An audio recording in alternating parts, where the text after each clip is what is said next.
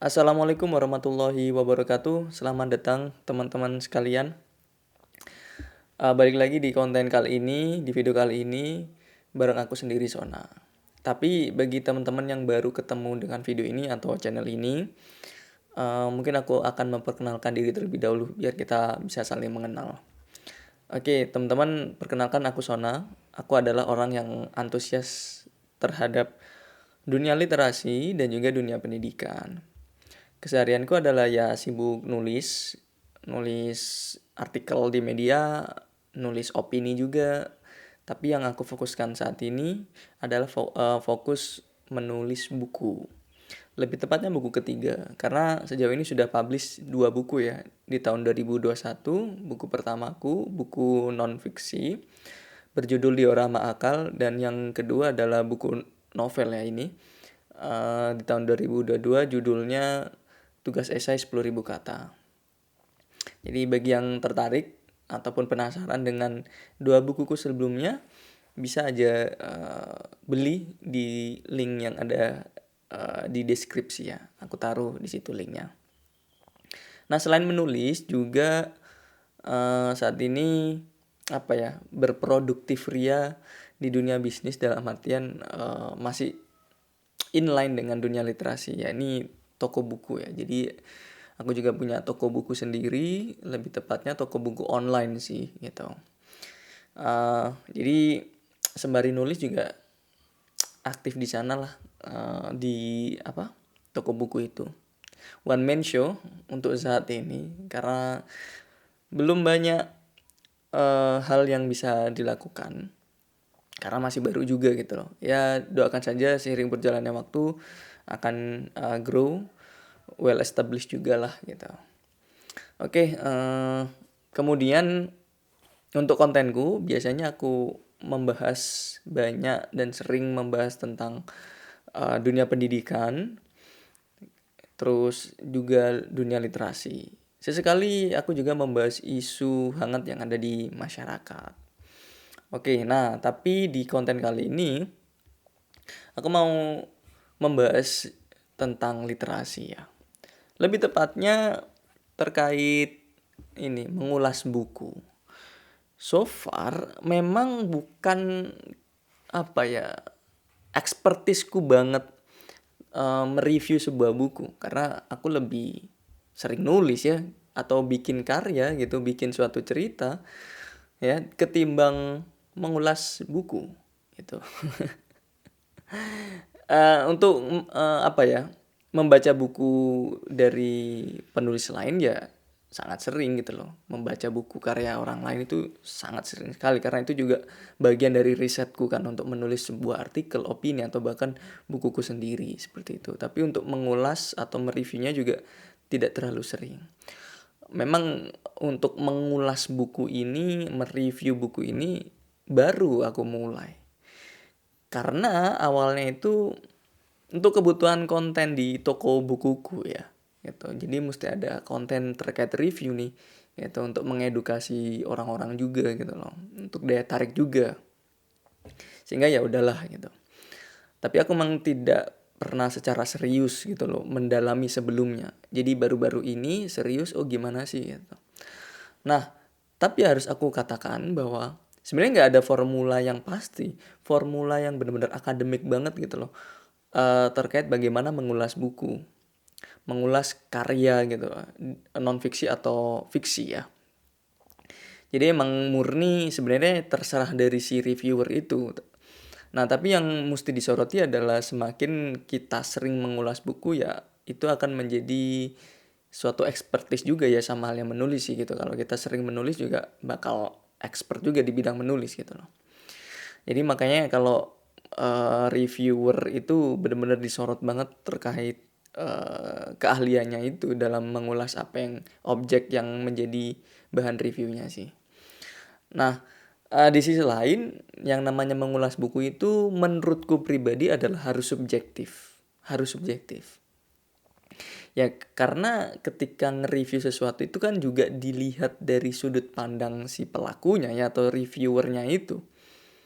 Nah balik lagi, kalau si reviewer itu adalah seorang ahli, tahu banget dengan objek yang dia review, ya orang-orang akan cenderung percaya. Sementara sebaliknya ya, kalau memang dia tidak ahli, kemudian mereview objeknya, ya tidak banyak orang juga yang peduli ataupun memperhatikan dia gitu loh. Mungkin ada gitu kan, sebagian kecil saja, tapi sebagian besar mungkin ya bisa dikatakan belum percaya. Seperti itu. Jadi harus subjektif juga. Oke.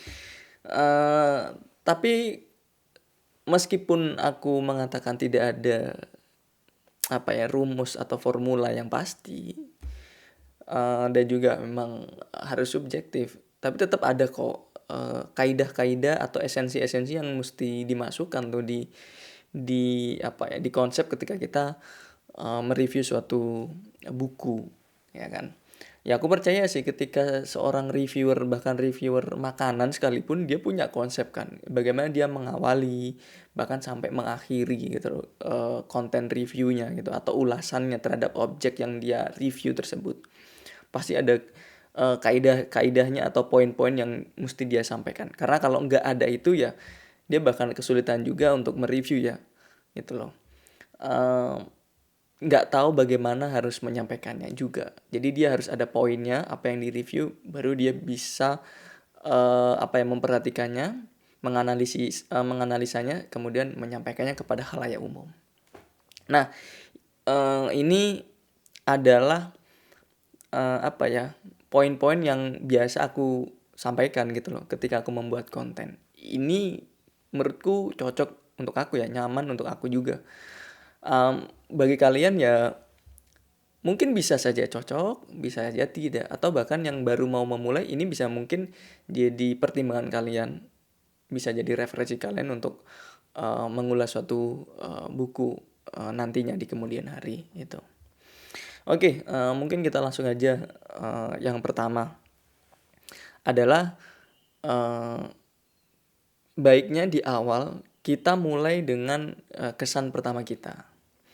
Jadi ketika kita punya suatu buku, setelah itu kita baca, terus kita ingin sampaikan kepada orang lain gitu kan, kita ingin rekomendasikan kepada orang lain, cara memulainya dalam mengulas adalah mulai dari kesan pertama kita, impresi kita. Gimana sih buku ini menurut impresi kita? Kalau kita ngomongin kesan pertama atau impresi, itu libatkan perasaan kalian, libatkan perasaan yang bisa kalian tangkap terhadap buku tersebut. Misalnya buku ini mind blowing, buku itu bikin pusing dan seterusnya. Contohnya adalah mungkin novel filsafat Dunia Sofi. Ketika dibaca ternyata bikin kepala pusing. Nah, impresi kita itu bikin kepala pusing itu tadi. Ketika dibaca kok membahas hal ini, novel, karakternya adalah seorang perempuan gitu kan, perempuan muda ya. Tapi ternyata isinya bikin geleng-geleng kepala tuh, bikin garuk-garuk kepala. Karena filsafat dan melibatkan banyak pertanyaan yang sifatnya eksistensi hidup dan seterusnya. Sementara kita belum pernah tuh mikirin hal-hal semacam itu, akhirnya bikin pusing. Nah, itu impresi kita. Itu sampaikan kepada orang lain juga. Tidak hanya Dunia Sofi, tapi buku-buku yang lain juga. Ternyata buku ini bikin kita bisa melek finansial, misalnya kalau itu buku terkait finansial gitu, terkait ekonomi juga. Nah, itu sampaikan terlebih dahulu karena kesan itu akan mudah ditangkap. Kalau ibaratnya sih jadi hook ya, kalau di konten-konten jadi hook bagi audiens gitu. Ya kan, karena biasanya bahasa perasaan itu bahasa yang mudah ditangkap atau bahkan mudah dinotis oleh orang lain. Jadi sampaikan dulu terkait impresi kalian. Terserah apapun itu impresinya, baik sedih, senang, bingung, mind blowing atau seterusnya. Tapi sampaikan itu terlebih dahulu. Kemudian poin yang kedua adalah highlight hal-hal yang menurut kalian itu terbaik ya. Nah, ngomongin terbaik ini atau hal-hal yang terbaik itu adalah ya apapun ya, bisa dari dialognya, bisa dari plotnya, bisa dari karakter dari bukunya atau cerita ya. Jadi ada tokoh utamanya kah atau tokoh yang kedua dan seterusnya. Jadi tokoh-tokoh yang terlibat di dalamnya. Atau bisa juga premis gitu yang digunakan si penulis dalam membuat cerita itu. Atau bisa konflik yang digunakan. Ternyata misalnya konfliknya itu umumnya adalah dua orang ya, antara tokoh baik dan tokoh jahat misalnya. Itu konfliknya. Tapi mungkin konfliknya adalah bukan konflik seperti itu. Konflik batin bahkan. Nah, jadi bukan antara baik buruk ya, tapi antara dirinya yang pertama atau dirinya yang kedua, bisa saja gitu. Jadi konflik batin. Atau tidak hanya konfliknya itu orang ya, tapi bisa aja terkait dengan situasi gitu, antara dirinya dan situasi, antara dirinya dan harapan, dan seterusnya. Seperti itu. Jadi sampaikan poin yang menurutmu terbaik tuh di buku tersebut. Nah, contohnya kalau aku pribadi, poin yang bisa aku sorot terbaik adalah di novel Paulo Coelho, ya di novel itu terkait dia si penulis itu apa ya, hanya sekali saja memunculkan nama si tokoh utamanya, yaitu Santiago. Kalau teman-teman pernah baca buku Sang Alkemis, pasti tahu. Karena si penulis hanya mention namanya sekali saja di awal. Pemuda itu bernama Santiago, kalau nggak salah kalimatnya seperti itu di awal. Setelah itu, tidak pernah penulis menyampaikan nama Santiago lagi. Ya, pasti tokoh utamanya kan bertemu dengan tokoh-tokoh yang lain kan. Bahkan tokoh yang lain itu tidak dituliskannya, tidak menyebutkan nama si tokoh utamanya gitu. eh Kalaupun si penulis apa ya mention si tokoh utamanya, tidak dituliskan namanya, tapi anak laki-laki itu, anak laki-laki dan seterusnya. Seperti itu. Menurutku ini menarik, menurutku ini terbaik karena apa? Itu bisa mewakili kreativitas si penulis gitu loh. Penulis benar-benar kreatif banget tuh dalam menggambarkan si tokoh utamanya. Umumnya kan tokoh utama itu namanya disebut terus ya kan oleh si penulis, biar apa? Biar si pembaca itu benar-benar punya kesan yang mendalam karena di-mention terus berulang-ulang gitu loh. Ada pengulangan di situ sehingga bisa memicu si pembaca apa ya, selalu memikirkan si tokoh utamanya. Jadi top of mind lah istilahnya seperti itu. Sementara si Paulo Coelho tidak demikian. Aku pun ketika membaca itu di tengah-tengah baru ngeh tuh. Tadi siapa ya namanya si tokoh utama? Balik lagi ke halaman pertama dan ketemu deh gitu. Terus analisis gitu. Loh, nama ini tidak di-mention ini apa di kalimat berikutnya sampai di tengah-tengah itu, di tengah-tengah cerita. Bahkan sampai akhir, iya, bener ternyata nggak di-mention gitu, hanya di awal saja. Menurutku ini adalah justru hal kreatif. Justru itu membuat si tokoh utamanya melekat di kepalaku. Karena menggunakan sesuatu yang berbeda. Inilah benar-benar kreatif gitu kan. Dan apa ya, aku dalami memang apa ya, istilahnya itu ini kan cerita fiksi ya. Cerita fiksi ini benar-benar harus kreatif sih. Semakin kreatif suatu karya itu semakin diingat oleh pembacanya.